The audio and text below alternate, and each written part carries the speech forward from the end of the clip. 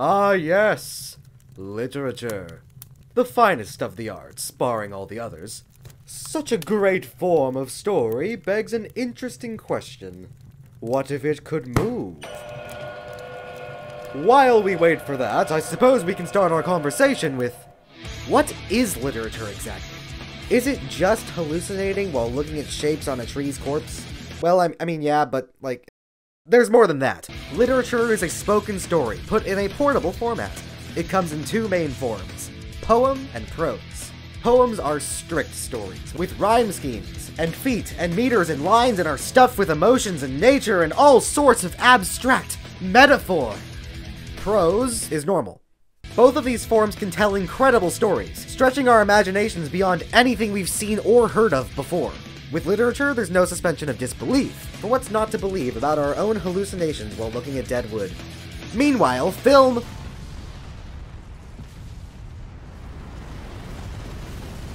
So, there's a pretty big difference here. But there are also some similarities. Film and literature both have a focus on storytelling. Literature explains actions in excruciating detail. Film shows action in realistic detail. Literature gets your mind cranking out ideas the real world could never create. Film cracks your head open and spills out those ideas into a real form others can see. This is the reason film and literature's jointure is such a difficult problem to solve.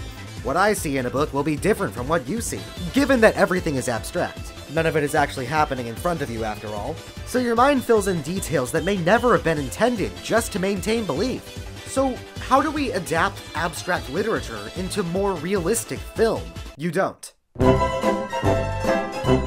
Okay, I'm just joking. But there really is no way to match everyone's vision of a book into one real form. Instead, we need to transform! Take, for example, this movie right here. Pretty cool film, right? Now what if I told you this is actually Jane Austen's Pride and Prejudice? You know, that book you struggled to read that one time in high school. No, I'm not kidding. Bollywood did this story some great justice, including multiple musical numbers, a globe-trotting adventure, and a wholesome love between people from across the world. But is this really Pride and Prejudice? How can we accept this as the same story as this? It's all about transformation rather than adaptation. There have been many adaptations of the original novel, each forming different interpretations of their source material. However, with all of these adaptations, there's always a group of people who would want one scene done a different way, or want one actor to be switched with another, or want the pacing to be shifted in certain ways. Everybody wants to see what they read on screen. But this movie, this is a transformation of the source material. As such, nobody can think, they did this novel dirty. Such or other should have done such or other. No. All anyone can think when they're watching this movie is, what is happening? I love this! It's not just changing aspects of the story for the sake of changing them, of course. The original novel was created in a time very different to our own, both in culture and in standards. Unlike Pride and Prejudice, in England nowadays, marriage for love instead of money or power isn't a complicated issue. I hope at least. So the setting had to be changed to a culture where that pressure is still present. Like India.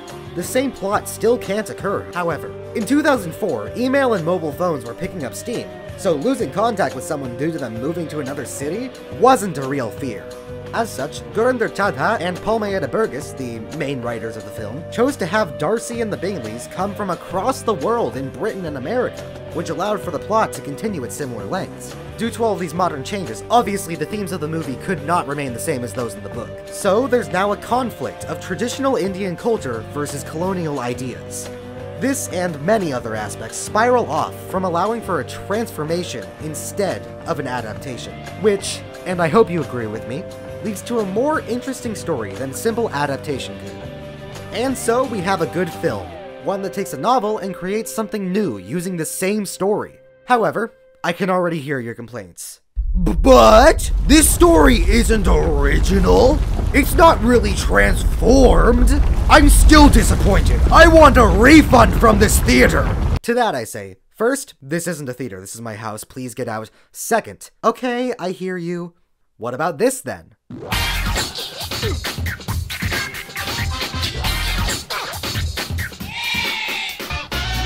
This is Poetic Justice, a film from 1993 set in South Central LA, featuring Janet Jackson and...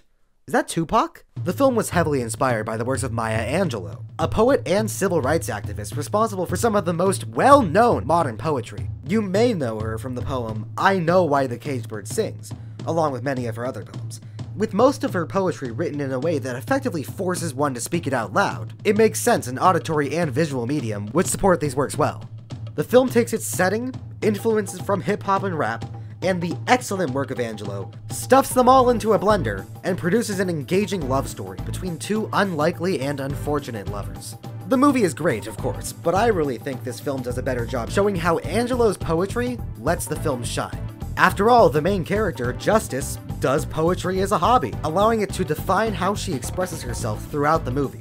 There are moments when she struggles to find the words, moments where she hides her poetry from others, and moments when she opens her heart through her poetry. There's this concept in musical theater regarding the placement of songs. Songs should mainly be used during important story moments or introductions, or when a character's emotions rise up enough to where simple words could not express their feelings anymore.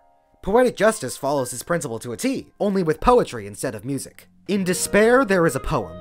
In passion and love, there is a poem. In confidence, there is a poem. At any moment Justice's character changes or her emotions rise enough, you best believe there's a fitting poem that perfectly expresses her. Of course, these poems also say something beyond justice. Maya Angelou was an activist after all. To use an early example, during the recounting of the first poem used, Alone, director John Singleton chose to show a group of black citizens getting arrested with the line, "The race of man is suffering."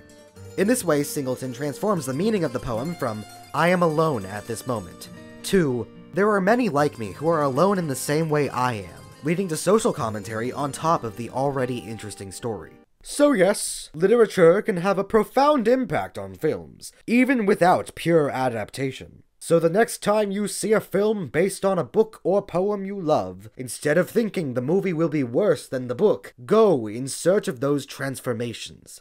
You might just be pleasantly surprised. Now seriously, get out of my house.